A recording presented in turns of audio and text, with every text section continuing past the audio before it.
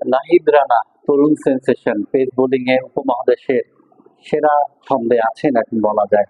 সেই নাহিদ রানাকে নিয়ে ছোট্ট একটা গল্প বলতে চাই।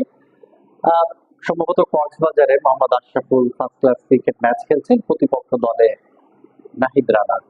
বল খেলার পর তিনি বুঝেছেন যে এটাই সবচেয়ে দ্রুত গতির ফাস্ট বোলার বাংলাদেশের এখন পর্যন্ত। তখন তিনি নির্বাচক, বয়সভিত্তিক দলের নির্বাচক সাজ্জাদ আহমেদ শিপনকে ফোন করলেন, বললেন আমার কাছে মনে হয়েছে নাহিদ রানার বল খেলে যে ও এখনকার সবচেয়ে ফাস্টেস্ট বোলার, সবচেয়ে গতিময় বোলার। কিন্তু শিপন তখন কি বললেন, বললেন এরকম বোলার আমাদের স্কোয়াডে অনেক আছে। তো নাহিদ রানার স্কোয়াডে জায়গা হলো না, আন্ডার 19 বিশ্বকাপ খেলা হলো না। সেই হতাশায় নাহিদ রানা কিন্তু খেলাই ছেড়ে দিতে চেয়েছিলেন।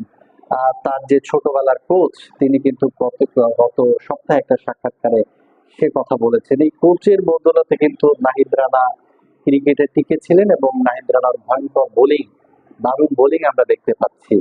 এই যে একজন সিলেক্টরের ভুলে সিলেক্টরের কে বললেন আশরাফুলের মতো একজন ক্রিকেটার, তার কথা তিনি গ্রাহ্য করলেন না। এই যে যে ভুলগুলো, নির্বাচকদের ভুলে যে অনেক প্রতিভা হারিয়ে যায়, নাহিদ রানা হারিয়ে যেতে পারতেন।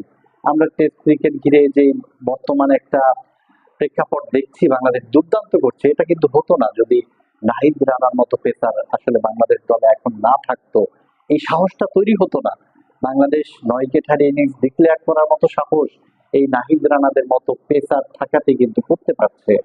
তো যেই কথা বলছিলাম যে সাজ্জাদ আহমেদ শিপন তখনকার বয়স ভিত্তিক দলের সিলেক্টর, তার কারণে নাহিদ রানার বিশ্বকাপটা খেলা হয়নি। নাহিদ রানা তখন খেলাই ছেড়ে দিতে চেয়েছিলেন। তখনকার শৈশবের কোচের বদৌলতে তিনি আবার ক্রিকেটে থাকেন। তিনি লড়াই চালিয়ে যান এবং 2-3 বছরের মাথায় ন্যাশনাল টিমে চলে আসেন। আশরাফুল তখন নাহিদ রানাকে বলেছিলেন, সেই 2020 সালের দিকে কথা বলছি, বলেছিলেন তুমি 2-3 বছর পরে ন্যাশনাল টিমে খেলবা, নিজের যত্ন নিও। নাহিদ রানাকে সবাই বলেন যে নিজের যত্ন নিতে। নাহিদ রানা এটার প্রতি নিজেও যথেষ্ট কেয়ারফুল, নিজের যত্ন নেন, মেনটেন করেন এবং উপমহাদেশের এই সময় পেস অ্যাটাকে, বিশেষ করে টেস্ট ক্রিকেটে একটা থ্রেড বলা যায়। তো সিলেক্টরের কথা কেন বলছি, এই সাজ্জাদ আহমেদ শিপন কিন্তু বাংলাদেশ নারী দলের সিলেক্টর।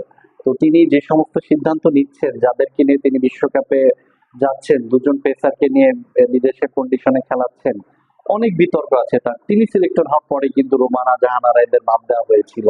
অনেক বিতর্ক আছে, সেই সিলেক্টরকেই কিন্তু ওমেন্স উইং এ অনেকদিন ধরে রাখা হচ্ছে। বাংলাদেশ নারী ক্রিকেটের বড় ক্ষতি করে ফেলছেন এই নির্বাচক। যার উদাহরণ দিলাম যে নাহিদ রানাকে কিন্তু আমরা হারিয়ে ফেলতাম এই নির্বাচকের কারণেই।